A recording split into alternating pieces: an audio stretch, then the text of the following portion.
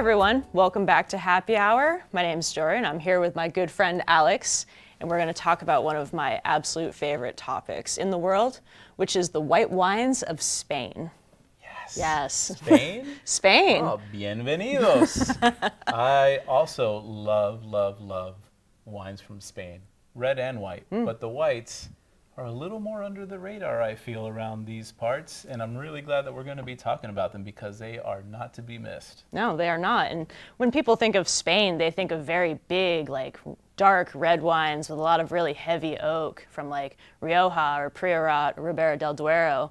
So we're going to focus on the fine whites, which are very unique regions, very unique winemaking traditions, and very unique styles in grapes as well. I am really excited. I'm ready to go. Yeah. Let's do it. Let's do it. Let's get right into it. Can I pour you a glass? Absolutely. Albariño? So first we're going to start with the Pazo de Bruxas, which means house of witches. Small house of witches, Alex? Sure. Little house. Relatively small house of witches. So this wine is from a region in Spain called Rías, Baixas. It is in the northwestern corner of Spain, just above where the Portuguese border is. Mm-hmm. What is really unique about this area is it's also known as Green Spain. So you think Spain, you think hot, dry, desert, high plateaus, and things like that. This is a very wet region. It's incredibly lush and green, hence the nickname Green Spain. So Albariño is the traditional grape here. It's very well suited to the wet climate because it's got tiny berries and thick skins, so it prevents it from getting fungal diseases, which you can get when it's really wet in the climate. They also have this really unique way of training the grapes up these very tall pergolas. So a pergola is essentially they train the grapevines all the way up and then they have trellises on the top. Oh. These get upwards of 8 to 10 feet, so it's very high in the air. So you mean the grapes are above you? They're above your head. Grapes? Yeah. Oh, what's the purpose of that? What that does is it keeps the air circulating underneath the grapes, so the grapes stay drier, and there's less chance of the grapes rotting. Ah, because it's so humid in that area. It's so humid in the air. Yes, that's right. Got it. Excellent. So Albariño is a super fun grape, and this particular winery is a branch off the Familia Torres winery, which they're a fairly famous brand, I would say. They have 150 years of winemaking tradition behind them, fifth generation. They're based out of Pinedes, and they currently make wines in 9 different regions in Spain, including Rías Baixas. Excellent. So let's give it a taste. Most definitely. Cheers. Cheers. One of my favorites. Oh, that's a lovely nose. I get, like right off the bat, a lot of lime and citrus. Yeah. Peach. Albariños are one of my favorite white grapes because, once again, it does fly under the radar, so it's something that you can impress your friends with, not just busting out a bottle of Chardonnay or the Pinot Grigio. You could say, how about some Albariño? And so it's got a little bit of that cachet that goes along with it. But it's just such a beautiful wine, both to drink on its own or and it pairs really nicely with seafoods. In this coastal region of Rías Baixas, they do a lot of seafood, and they also do a lot of little finger foods. Not so much tapas, but little croquettes and pastries and whatnot. And this wine really lends itself to that cuisine. It's lovely. I like to call this the Pinot Grigio plus. It's got Pinot Grigio plus. It's got more I like body, more flavors, more weight. It's just lovely. That is a wonderful wine. Very refreshing. Very high acidity. Not something that you would think of when you think of a hot climate like Spain. Have you been to Spain, I have been to Spain. Oh, I have yes. as well. And yes. that was one of my favorite trips ever. And I remember when we landed in Madrid, right in central Spain, went up to Rioja, and then over to the east coast in Pinedes. And everything is desert, either low altitude or very high altitude desert. Then we took a flight, quick jump over to Rías Baixas, and when we landed, Green Spain is the perfect descriptor for it because all of a sudden it was like a rainforest. And that's all that maritime climate, that influence, because they are on the western coast. Western coast on any continent, especially in wine growing regions, you're really going to notice that difference because of the spin of the earth and whatnot. You get a lot of rainfall on those west coasts, and it just really changes the climate here in this region compared to the rest of Spain in a really positive way. Oh, yes, absolutely. That's lovely. That is lovely. Now I just want some grilled octopus and some oysters. Yeah, we'll do food next time. Let's bring a little food next time. Yeah. Well, not to be outdone, I also Ah. brought a wine, if you will. I'd love to talk about it. I would love that. This one is very near and dear to my heart. Well, I knew that you went to Spain, and we were just talking about it. And Dory did inform me that she went to this region of Spain, which is known as the Basque region of Spain. This is north central, and when I say north, I mean all the way north. So this Basically France. basically France, the north coast of Spain, down through the northern mountains of Rioja make up this region. The wine that's famous in this region is Txakolina. So talk about rare or unique or a little off the beaten path. I'm sure most of our guests or viewers haven't heard of a Txakolina before, but we're here to introduce you to this really wonderful summer sipper. Gaintza is the property here, Bodega Gaintza. They will be celebrating their 100-year anniversary next year. That's great. We should go. Let's go. I love a good party, especially with a beautiful Txakolina in my glass. Yes. The Basque region of Spain is known for this Txakolina, and it is this really light, crisp, high acid, slightly effervescent, and somewhat saline wine. Saline in that salty sense. Why?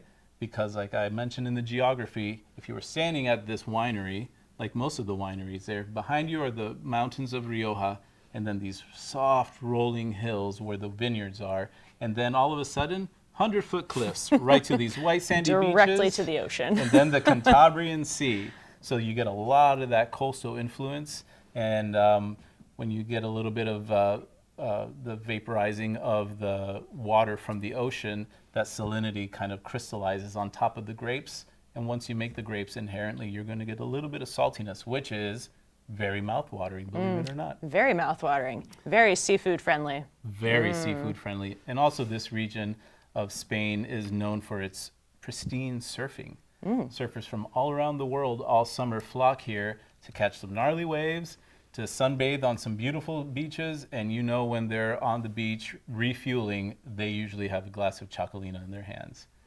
So I did mention that it has a little bit of spritz to it. So what we have here is a little aerator, also a slow pourer, which is very traditional for the pouring. And I'd love to demonstrate for the first time to Dory how to do this.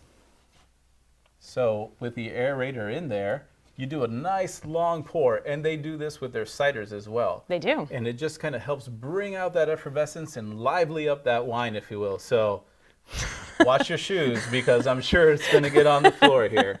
Let's see.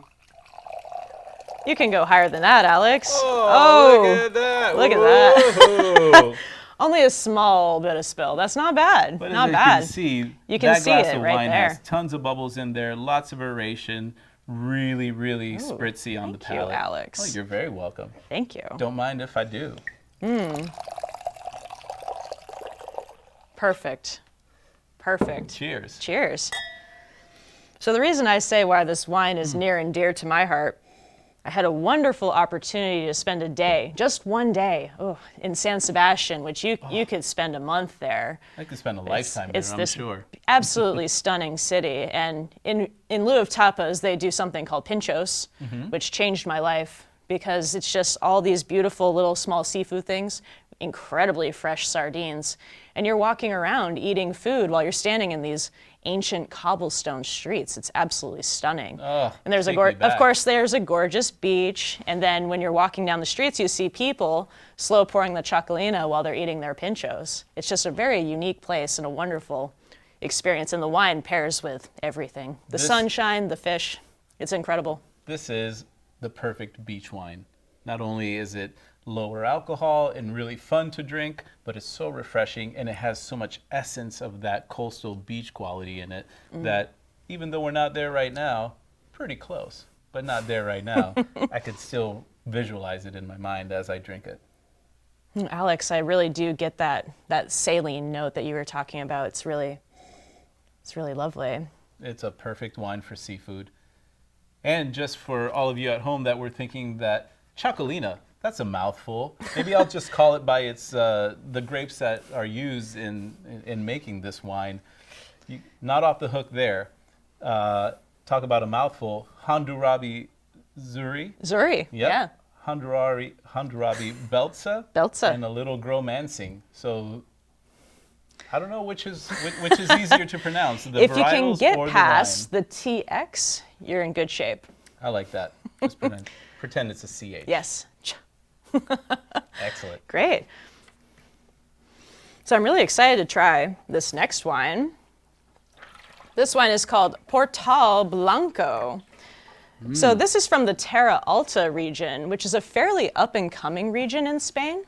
It is in the Catalonia region. It's just south of Barcelona. Okay. So we're talking East Coast. We're talking East Coast now, yes. So both of these wines were West Coast. Now we're on the East Coast, and it is definitely dry there. So Terra Alta translates as highlands, and it is essentially a high desert plateau. This particular winery is located in a medieval village called Batea, and it's about 1,400 feet in elevation. So this is produced by Cellar Piñol. They have a bunch of different labels, but they're a fourth generation winery, and they own 100 acres in the surrounding regions, including properties in Terra Alta. What is unique about Terra Alta is it is the birthplace of Garnacha Blanca. Oh, really? You might know that grape better by its French name, Grenache Blanc. I do know. But it was born, if you will, in Terra Alta. Excellent. So Terra Alta is the only region in Spain that has a lot of high percentage of Grenache Blanca growing. About 35% of their vineyards are Grenache Blanca. Wow. And okay. they are growing 75% of their Grenache Blanca produced in Spain. Just right here. Just right here. All right. So they should be doing a pretty good job with it then. They should have it down by now. This particular wine, it's mostly Grenache Blanca, but they add a touch of Sauvignon Blanc and Viognier, and that just kind of lifts the aromatics a little bit. But it's a fairly weighty wine, but there's no oak on it, so it would be almost comparable to like an unoaked Chardonnay, I would say. I love that. It's a nice alternative to an unoaked Chardonnay, and it definitely has beautiful aromatics. I would say mainly coming from those additional grapes, the Sauvignon Blanc and Viognier. Definitely. Yeah, you get that kind of like orchard fruit and that lemon, kind of like a bright citrus zest. That's wonderful. I remember I actually did have the pleasure of visiting this exact winery. And when we showed up, we were all really taken aback by the soil structure. There's a lot of limestone here, and it's just south of Priorat, which is known for its red wines, and that's a defunct volcano. So there's a lot of volcanic soil and this limestone. And when we all put this in our mouths, we were just blown away by the structure, the complexity, and how much like white Burgundy it is at a fraction of the price. Yeah, very small fraction of white Burgundy. There's just really like lovely minerality on this wine too. I'm a big fan of this wine. It's a really nice alternative to Chardonnay. Pairs really nicely with your chicken dishes, with your bolder dishes with nice cream sauces and whatnot, or just on its own. I would say that's great on its own. Most definitely. Well, Alex, you got to show a fancy pour. Yeah. Let me show you how to really pour. What are you talking about? This is a Perón. This is a traditional pitcher found in Catalonia, which is where Terra Alta is, so that seems very appropriate. But people in Spain love to have fun ways to pour their wine, so we're going to demonstrate this today. Great. What do you mean by demonstrate? Uh-oh. I don't have a good feeling about this. I think that I can pour wine into your mouth from this glass pitcher, so we can demonstrate how we traditionally drink out of a Perón. All right. I think we can do it from... That's high enough. I think we can go this high. If you're going to do step number 2, I'm going to come prepared. Safety first. All right. All right. Ready, Alex? Let's do this. This is my first take. There we go. And he's done. Wonderful. Not bad, actually. That was Not perfection. bad. It's nowhere except here, but I love it. This is a very COVID-safe way of sharing your wine with your friends. No one puts their mouth on the end. And actually, funny fact, they use a Perón very often with the Txakolinas on the beach. So this way you can have a nice communal bottle of wine, and you don't have to have multiple glasses. You just have it chilling right in the ice bucket in the Perón, and people just take swigs right off without dirtying glasses. Let's go back to Spain. I'd say let's go back. 100 years celebration. I'm going to At call Gaintza. Gaintza when we're done with this. Perfect. I love it. Well, thanks so much for joining us on another edition of Happy Hour. I got some more peroning to do. Dory, get up there. It's my turn. Yeah. Oh, sure. Off camera. Thank you. Thank you. Cheers.